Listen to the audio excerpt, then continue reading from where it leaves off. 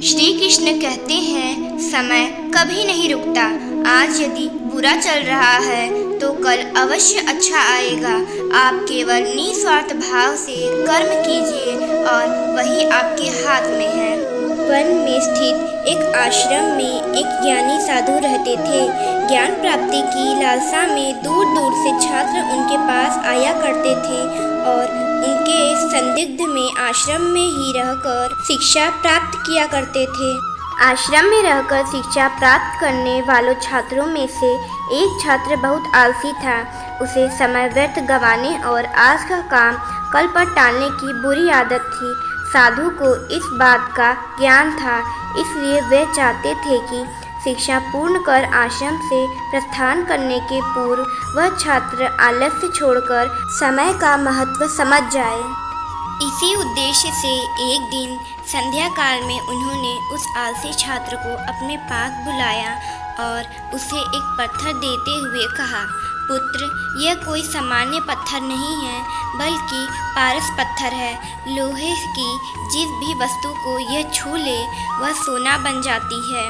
मैं तुमसे बहुत प्रसन्न हूँ, इसलिए 2 दिनों के लिए पारस पत्थर तुम्हें दे रहा हूँ। इन 2 दिनों में मैं आश्रम में नहीं रहूँगा।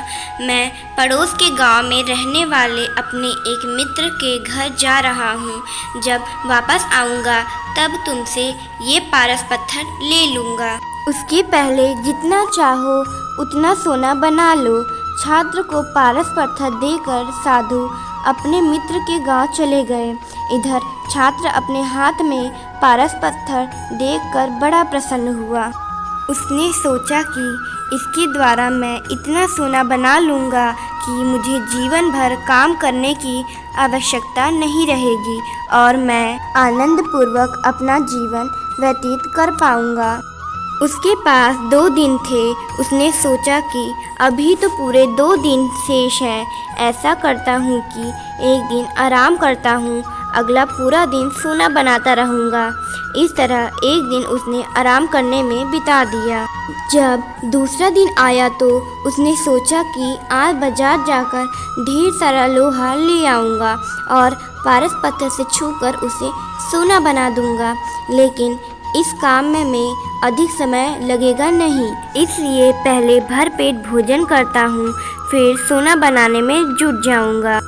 भर पेट भोजन करते ही उसे नींद आने लगी। ऐसे में उसने सोचा कि अभी तो मेरे पास शाम तक का समय है, कुछ देर सो लेता हूँ। जागने के बाद सोना बनाने का काम कर लूँगा। फिर क्या, वह गहरी नींद में सो गया। जब उसकी नींद खुली तो सूर्य अस्त हो चुका था और 2 दिन का समय पूरा हो चुका था। साधु आश्रम लौट आए थे और उसके सामने खड़े थे। साधु ने कहा, पुत्र, सूर्यास्त के साथ ही 2 दिन पूरे हो चुके हैं। तुम मुझे वह पारस पत्थर वापस कर दो।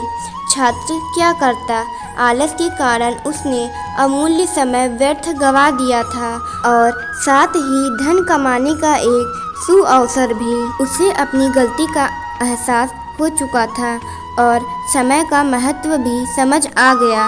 वह पछताने लगा। उसने उसी क्षण निश्चित किया कि अब से वह कभी आलस्य नहीं करेगा।